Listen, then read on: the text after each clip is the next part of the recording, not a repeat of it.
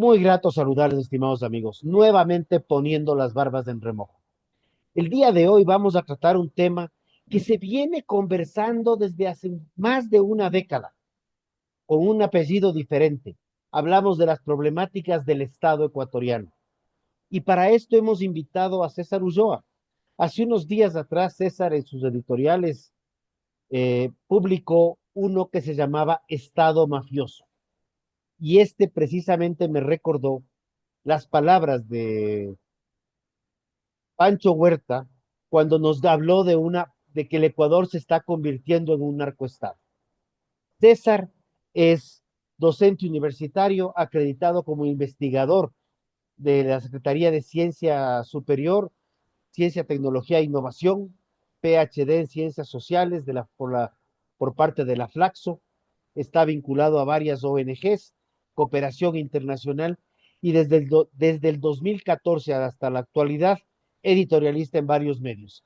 César, qué gusto tenerte en este programa y bienvenido. Coméntanos esta situación que, como digo yo, Estado con el apellido que le queramos poner, fallido, mafioso, narco, pero es una preocupación para todos. Bienvenido. Muchísimas gracias, Rodrigo. Siempre estoy muy satisfecho de asistir a tu programa y a poner las barbas en remojo, como dice el programa.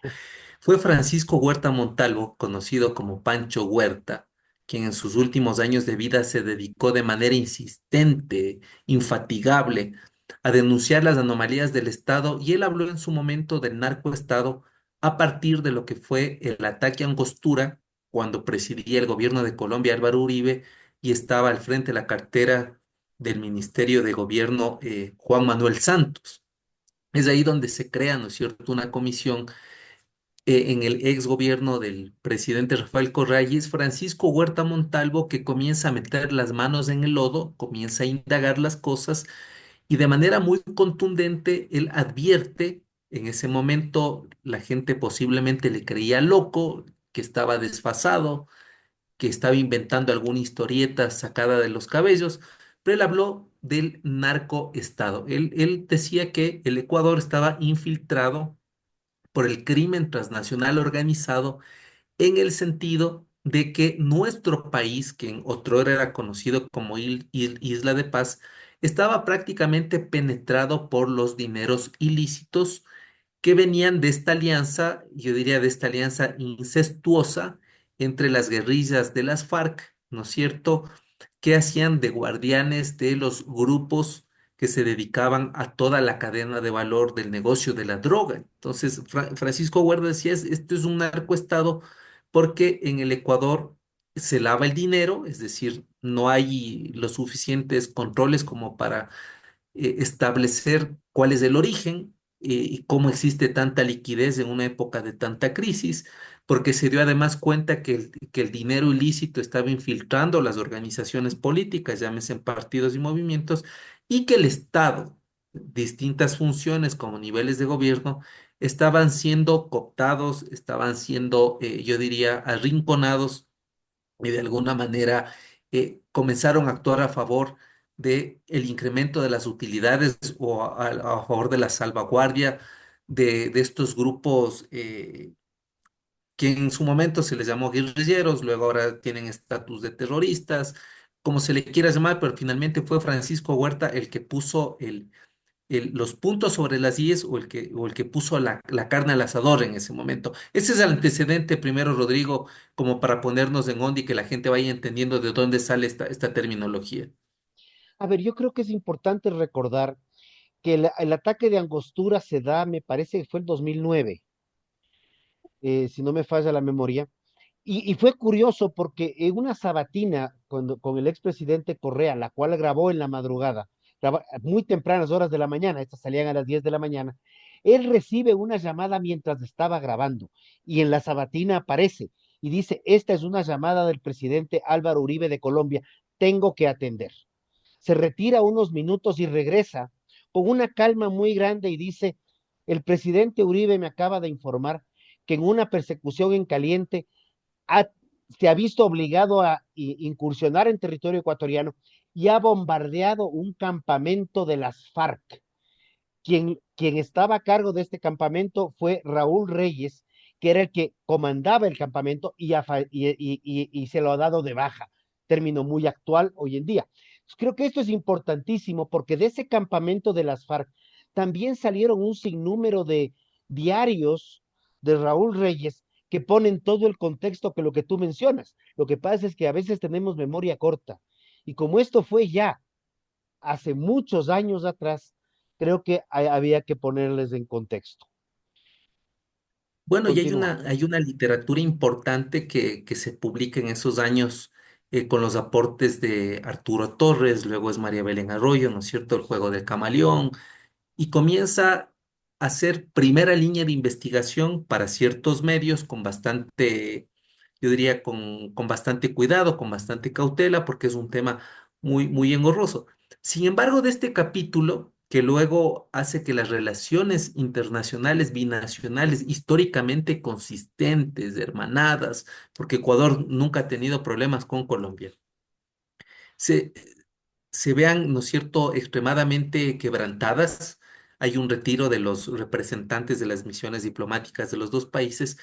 Se fuerza, ¿no es cierto?, una serie de encuentros internacionales entre UNASUR y la CELAC con varios mediadores y bueno, a la final se comienza a restaurar las relaciones, pero sin embargo siempre quedó un paréntesis muy grande.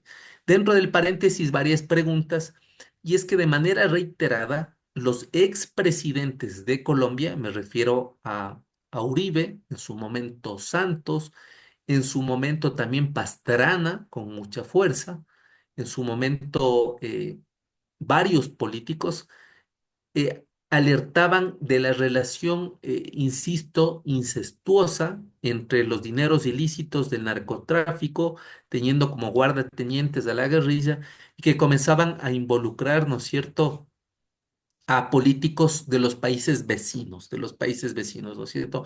Me refiero a Ecuador y también me refiero a Venezuela, porque luego también hubo varios problemas en el proceso de la firma de paz entre los grupos guerrilleros y el Estado colombiano, en donde reiteradas ocasiones Uribe mencionaba de la relación de hermandad que existía, ¿no es cierto?, entre los países del socialismo del siglo XXI y los grupos irregulares.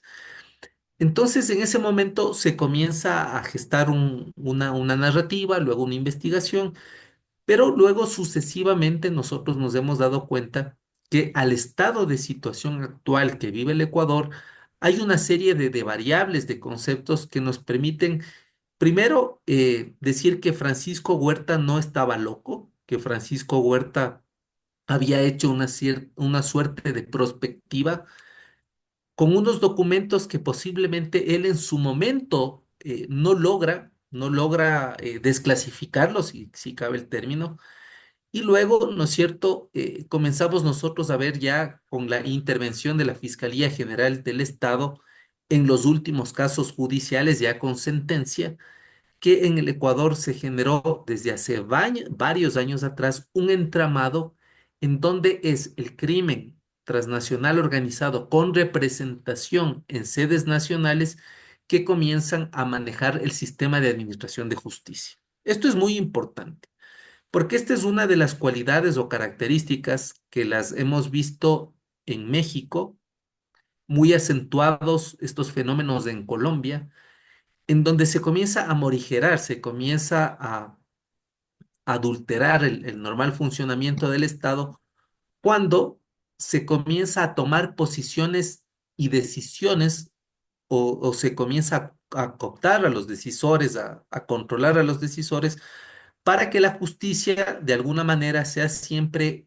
impune, para que la justicia no falle en contra de quienes tienen negociaciones ilícitas y por último que la justicia comience a administrar prácticamente con cartas al menú a favor de estos grupos irregulares que no se justifica de dónde hay tanto dinero. Entonces, hay una cualidad en estos estados, ¿no? La primera es la toma del sistema de administración de justicia, la penetración en los organismos que controlan la seguridad interna y externa y en la pérdida paulatina del monopolio de la fuerza por parte del Estado, porque hay zonas que comienzan a tener control por sí mismas, es decir, ni la policía ni el ejército logran controlarlas y se comienza a generar como estados paralelos o estados gobernados por bandas criminales, ¿no? Creo que esa es otra de las cualidades o características que tienen estos estados, Rodrigo.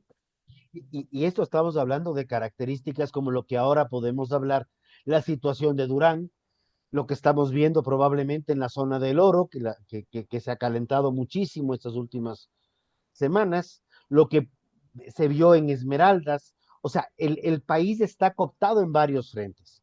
Obviamente, meter la mano a la justicia, y perdón que lo tope en esos términos, pero así fue lo que nos dijeron que se iba a hacer en el año 2011 a través de consulta popular. Es cierto, voy a meter la mano en la justicia, decía, y lo hizo, pero sin embargo, en esa época hablábamos mucho de la injerencia de las guerrillas colombianas en Ecuador, pero poco a poco hemos ido viendo la injerencia de las guerrillas mexicanas y del narcotráfico mexicano. Y hablamos ya de Venezuela con el Tren de Aragua, hablamos de Cartel de Sinaloa, Nueva Generación. Todo esto también ha ido infiltrándose de alguna manera, porque vemos que hasta fingen muertes y se mueren una y dos veces y no sabemos si la tercera también o están libres operando desde otros lados. Hemos visto problemas de cárceles, pero tienes un menú de situaciones que conllevan, y perdón que te haya interrumpido, que conllevan a que mucha gente haga mención a algo que tú también lo diferencias mucho entre lo que es el Estado mafioso versus el Estado fallido. ¿Qué mismo estamos, qué mismo es el Ecuador? Bueno, yo escribí un editorial distinguiendo porque usualmente dentro del análisis que hace a lo que sucede en nuestro país, se confunden o llegan a popularizarse tanto los términos que diluyen su capacidad de explicativa, ¿no? Yo ponía como ejemplo a estado fallido a Haití, por ejemplo. ¿Qué es un estado fallido? Es prácticamente la incapacidad del Estado en el ejercicio de sus funciones, tradicionalmente son tres: ejecutiva, legislativa, judicial, la pérdida del control del monopolio de la fuerza, pero por otra parte también la incapacidad total de la satisfacción parcial, mínima o total de las demandas legítimas de los ciudadanos y ciudadanas, pero además también de la debilidad de gobierno, de autocontrol, de autonomía que tiene quien posiblemente puede ser reelecto en el voto. O sea, si uno mira a Haití, nosotros nos damos cuenta que no hay absolutamente nada.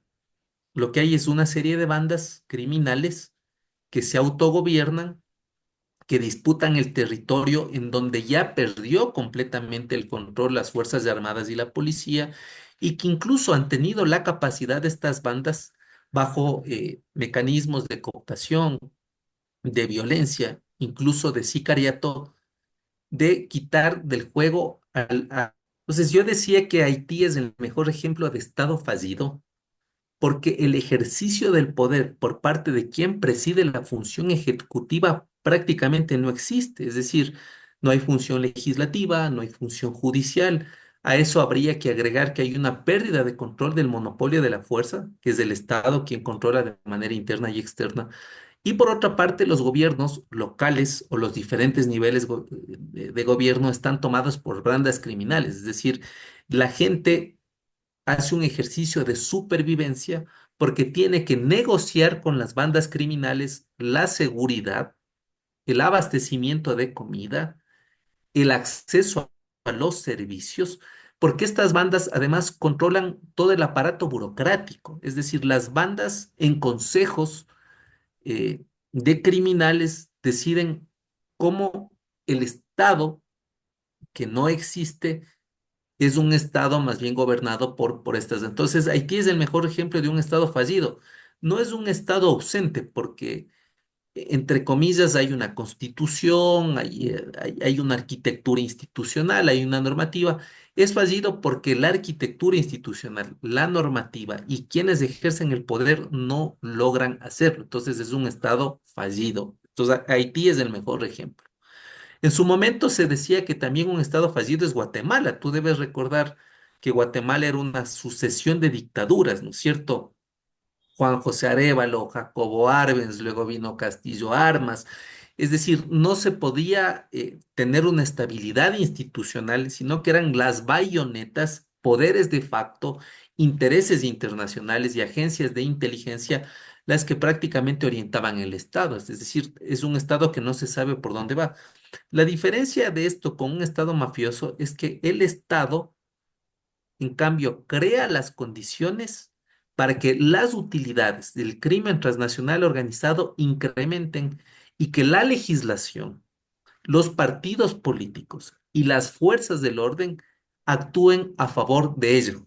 Entonces, a mí me da la sensación que en el Ecuador estamos nosotros a puertas de un estado mafioso y eso lo podemos nosotros evidenciar en los casos Metástasis, en el caso Purga, en donde nos damos cuenta que eran los líderes de las bandas quienes tenían el control de la justicia con la finalidad de lograr niveles de impunidad, de invisibilizar lo que en su momento las fuerzas del orden hicieron y que además iban cooptando ya luego organizaciones políticas, financiando con sus recursos las campañas y luego que los funcionarios son impotentes frente al enorme poder que llegan a concentrar estas bandas y comienza el Estado a trabajar para ellos. Es decir, el Estado mafioso es cuando las funciones del Estado, los niveles de gobierno, las distintas organizaciones comienzan a crear las condiciones para que estas bandas tengan las mejores posibilidades del mundo de gobernar.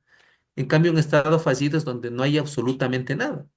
En el estado mafioso lo que se trata más bien es de que aparentemente exista algunas cosas que funcionen, exista algunas cosas que todavía nosotros le podemos dar crédito, pero que de manera silenciosa o a veces un poco más visible se comienza a demostrar que hay ya un poder oculto que comienza a manejar los hilos del control, los hilos del poder. que es básicamente, es un estado paralelo y un estado atrás del estado, porque al final del día los funcionarios terminan volviéndose operadores, súbditos, empleados, no sé cuál sea el mejor término, de quienes están manejando la parte de la mafia. ¿Cómo podríamos calificar al caso del Ecuador? Otro caso que llama mucho la atención y se lo ha mencionado no solamente en medios de prensa históricamente, sino también hay un sinnúmero de novelas al respecto. Es el caso de México. Ese es otro estado que también está altamente observado y de lo que vemos, bueno, caso Venezuela, ya no sé si es calificable o ejemplo de algo, pero precisamente es lo que mencionaba el Economist días atrás también, cuando hablaba de que le daba el ingreso al Ecuador como el nuevo narcoestado que teníamos en América Latina. Y precisamente mencionaba el caso de México y el caso de Venezuela. Bueno, yo diría que México es un narcoestado por una cosa tan cruda y tan compleja, y es que ahí ya no hay discusión en cuanto a qué tipo de estado se tiene. O sea, en México las cosas son evidentes. Tenemos una disputa de control del estado, del narco. O sea, no controlan a ver, la disputa por el poder no la hacen los partidos políticos. En México la disputa por el poder hacen los dos grandes grupos criminales, que me refiero al cartel de Sinaloa y al cartel de Jalisco Nueva Generación. Es decir, esos son los dos grandes, yo diría, poderes que se disputan la conducción del Estado y utilizan, ¿no es cierto?, de manera bastante habitual a las organizaciones políticas para que orienten ciertas cosas a favor de estos grupos. Es decir, ahí ya no hay discusión. O sea, se sabe que los unos controlan las rutas del Atlántico, las otros las rutas del Pacífico, sea por aire, por mar o por tierra. Y además el control no solo, ahora ya no solo es por estas tres dimensiones tradicionales de la soberanía, sino que también ahora el control también es del ciberespacio y el ciberdelito, es decir, también es una esfera nueva dentro de la comprensión de la geopolítica.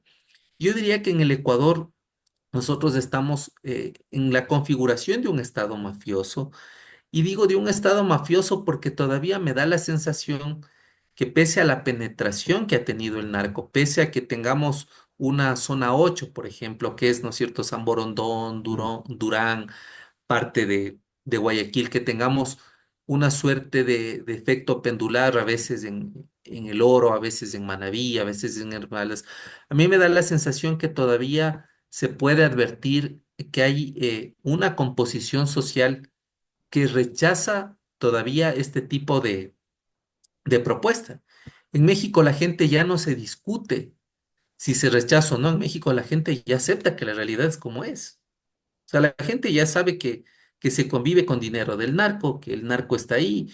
La producción, incluso televisiva, en cuanto a series, a novelas, a películas, giran alrededor del narco. Es decir, ahí está ya naturalizada la vida del narco.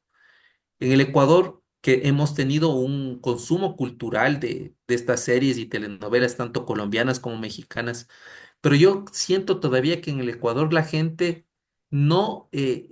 todavía se resiste a pensar que aquí puede configurarse un estado de estas características. Entonces, un elemento para hablar de un narcoestado es que la gente ya lo asume como tal. O sea, ahí ya no hay discusión que valga. En cambio, yo creo que en el Ecuador todavía hay una fuerza ciudadana que se resiste a pensar que el Ecuador se ha tomado, se ha gobernado por el narco, ¿no? lo cual es altamente positivo y todavía nos da esperanzas. Pero también refuerzo algo.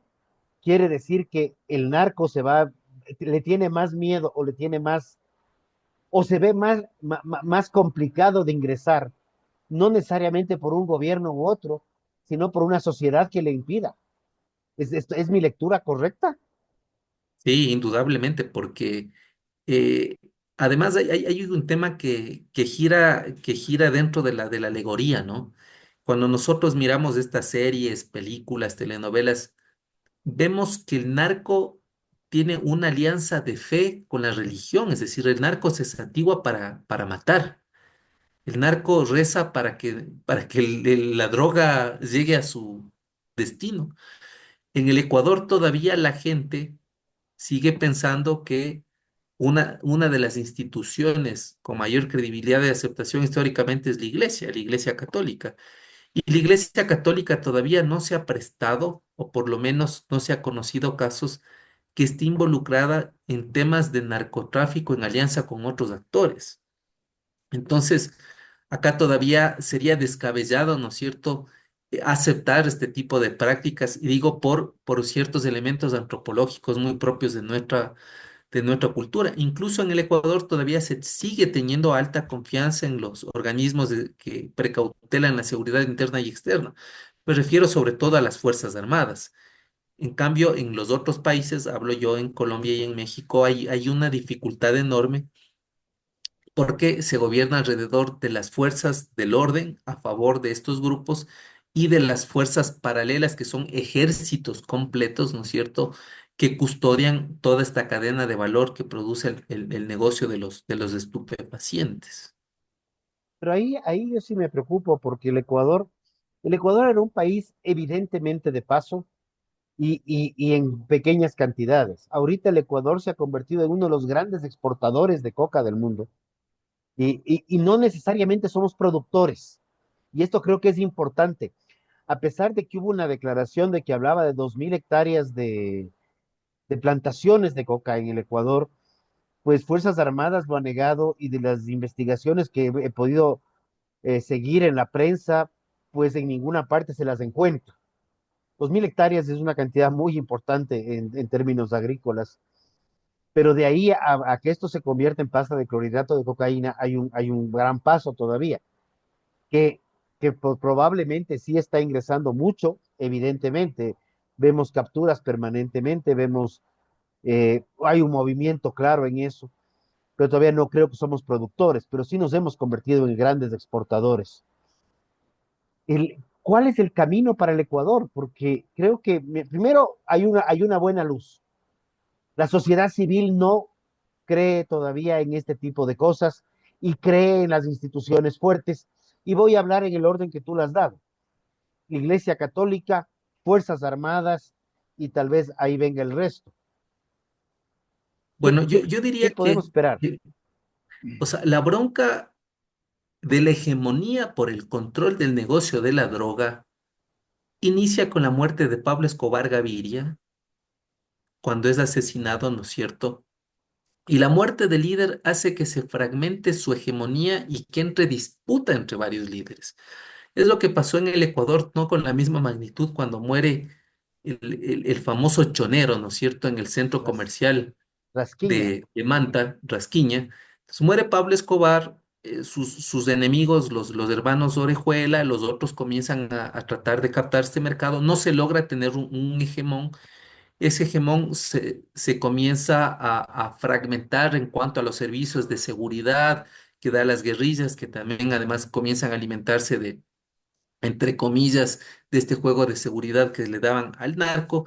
Y luego, por otro lado, viene el proceso de paz, un proceso de paz que no cierra todavía en Colombia, con un referendo que además, aunque sea poco el porcentaje, sin embargo, decide que no y luego entra más bien por otras vías normativas el acuerdo. Entonces hace que la territorialidad o la forma como tradicionalmente estaba concebido el negocio de la droga le debilita a Colombia y comienza ese espacio debilitado por las fracturas, por las disputas internas que hay alrededor de la muerte de este gran hegemón, a ser captadas por las grandes estructuras criminales mexicanas.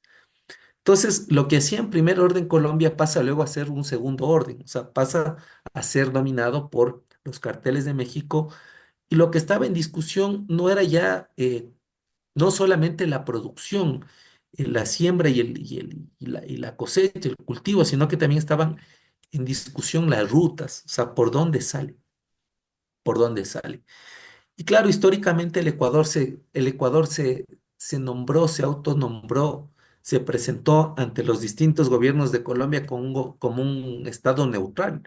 Ningún gobierno en el Ecuador, de lo que yo recuerdo, había entrado en disputa con ningún gobierno de Colombia o había tenido alguna declaración firme en cuanto a la protección de las fronteras o de la soberanía. Entonces, este proceso que no se llega a concretar, no sé si era en Colombia, la muerte de Trinidad, la muerte de Raúl Reyes, la muerte de Tiro Fijo, la muerte de Marulanda, es decir, la muerte de todos estos hace que también la guerrilla se debilite y por lo tanto entran los mexicanos con su hegemonía y hace que un Ecuador tan, digamos, un Ecuador tan débil institucional, sin unas fuerzas armadas a la altura de control, porque a partir de la firma de la paz con el Perú, el rol de las fuerzas armadas en el Ecuador cambiaron, la inversión también cambió, los planes estratégicos cambiaron y comienza a ser el Ecuador el mejor sitio tránsito, para tránsito. Y es así que el perfil costanero ecuatoriano se convierte en el punto por excelencia de donde sale no la droga del Ecuador, sino la droga de Colombia. Es una cosa mm, curiosa. claro. Sale la droga de Colombia y lo que se comienza a producir en el Ecuador. El Ecuador es el principal exportador para Europa. De hecho, la visita que hicieron algunos funcionarios europeos al gobierno del expresidente Lasso no eran gratuitos, porque ellos estaban preocupados que el país de donde venía la droga era el Ecuador. Entonces, nos hace un país que nos tiene en la mira y como dice The Economist en esta crónica, porque es una crónica larga que hace el periodista con un trabajo de campo, visita las ciudades, se mete en las pandillas juveniles, en el negocio, en el tema de las cárceles, nos convierte en algunas cosas, ¿no? Yo diría que la conclusión que saca este reportaje es un Estado débil, sin capacidad institucional de intervención, unas Fuerzas Armadas sobrepasadas por la capacidad instalada que tienen las bandas criminales, pero por cierto también unas condiciones sociales de los grupos etarios que son captados por las bandas para ponerse al servicio del negocio de la droga. Es decir, yo cuando leía esta crónica de Economist, parecía que pensaba en la Guerra Fría y en los estados comunistas, en donde en cada esquina había un soplón. Y la gente decía, y la gente decía, el soplón, cuidado con este que no es comunista, cuidado que este no es del CDR. Entonces, esta estructura es una estructura que funciona ahora teniendo como soplones a los niños, a los jóvenes que reciben algunas monedas por precautelar que el Estado no intervenga en los lugares donde existe mayor conflicto. Pregunta, ¿tú crees que un niño sicario, hablemos de 12 años en adelante, debe ser juzgado como un adulto? Es una pregunta muy compleja, es una pregunta muy compleja y te voy a decir por qué es compleja. Porque posiblemente esa criatura, que es un niño que posiblemente tenga 20 o 30 vidas adelante de cualquier otro niño, es un niño que por fuerza o por obligación fue capturado, por necesidad convencido y por último también metido, yo diría, cambiado el chip para el servicio de esta gente. Es decir, es muy complejo pensar en una niñez y en una juventud al servicio de estas bandas criminales cuando se desconoce el contexto, cómo se produce. Es decir, eh, cuando el Ecuador decide dar la visa 12-4 a 50.000 colombianos en condición de refugiados después del ataque a Angostura, hay unos testimonios que desgarran el alma, es decir, niños que en su vida volvieron a ver a sus padres porque fueron reclutados por las FARC, por los paramilitares o por los narcos para hacer un trabajo que sin sentido de ninguna conciencia naturalizó una forma de vida. Entonces, la pregunta es, ¿qué está pasando en estos lugares, en estas localidades, en donde es muy fácil reclutar a estas criaturas? O sea, ¿qué está haciendo el Estado? ¿Y por qué digo Estado mafioso? Porque el Estado crea las condiciones para que estos niños sean reclutados. Cuando hay un Estado, tiene como prioridad los niños, los ancianos y los que se conocen como grupos vulnerables.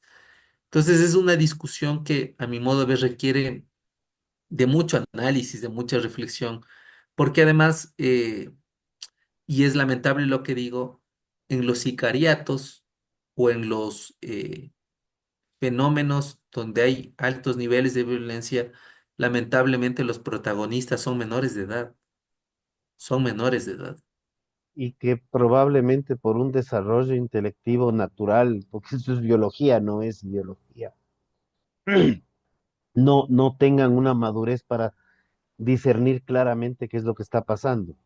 Más aún, y perdón que me ponga una cuña, pero más aún cuando los juegos de video permanentemente están viendo asesinatos todos los días, se ve en las noticias todos los días, ni hablar en las redes sociales, pero estamos aterrados cuando proponemos poner un cuy en un asador, pero no estamos preocupados de qué es lo que pasa con nuestra niñez, nuestra adolescencia, que es donde realmente debemos poner el ojo pensando en un Ecuador de futuro. Perdón, me fui un poco porque es un tema que sí requiere de mucho análisis y no creo que es una discusión que pueda resolverse solamente con una votación de 137 en la Asamblea, viendo cuál es la popularidad de qué va a decir la gente si voto sí o voto no, que muchas veces nos ha pasado. Claro, es la misma Entonces, discusión de la desnutrición crónica infantil, o sea, ¿qué tipo de estado tenemos cuando uno de cada tres niños no tiene los nutrientes necesarios para que su desarrollo intelectual, biológico, físico sea lo suficientemente listo o esté completo para cuando ingrese al mundo del trabajo o al mundo de los estudios? Entonces, lo que vemos es, volviendo a la discusión del inicio, es qué tipo de estado tenemos. Y lo que yo veo es un estado muy débil, una institucionalidad pulverizada, y veo una incapacidad de revertir el orden y por las evidencias de los casos en donde ya los jueces han tomado una decisión con sentencia de las investigaciones que hace Fiscalía, vemos que era un Estado que estaba configurando todo a favor de los grupos criminales, en donde no son solo los grupos, están magistrados, están ex generales, están ex policías, están ex asambleístas, están ex, eh, están ex alcaldes. No nos es, olvidemos que producto de estas riñas, antes de que asesinen a Fernando Villavicencio, asesinaron a Agustín Intriago, alcalde de Mantas. Es decir, vemos que hay una serie de autoridades de niveles de gobierno y funciones del Estado trabajando para la mafia. Entonces, eso da a pensar que se configura un estado mafioso, pero que, insisto, con una resistencia todavía bastante importante de la reserva que nos queda, que es la sociedad civil. Y cuando hablo de sociedad civil, me refiero a organizaciones del tercer sector, a gremios profesionales, me refiero a cámaras, me refiero a universidades, me refiero a fundaciones, me refiero a una serie de colectivos. Yo creo que esa sigue siendo todavía la reserva frente a una política del vacío. Y ahí yo sí quiero reforzar esto, o sea, el tema de sociedad civil organizada, en la forma que quiera organizarse. Eso ya es un tema aparte, no creo que, y esto sí lo digo, no creo que tenga que organizarse a través de un consejo de participación ciudadana, porque además se convirtió en parte del mismo Estado, sino esta sociedad civil no puede quedarse callada, no puede quedarse ausente del debate. Unos, por un lado, no todos van a estar de acuerdo, pero todos debemos pensar en remar hacia un mismo futuro por un mismo Ecuador, donde podremos discrepar. Felizmente, eso es parte de la democracia, pero creo que es un tema fundamental. El tiempo se nos va acabando. ¿Qué recomendación le darías tú a estos grupos de sociedad civil, que ya me metí yo también, para meter un mejor Ecuador? Porque creo que eso es lo que todos buscamos al final del día. Bueno, creo que no hay que bajar los brazos. La sociedad civil se convierte en la reserva ética y posiblemente en la única reserva que tiene este país frente al descalabro de un sistema de partidos o de una inexistencia de partidos políticos.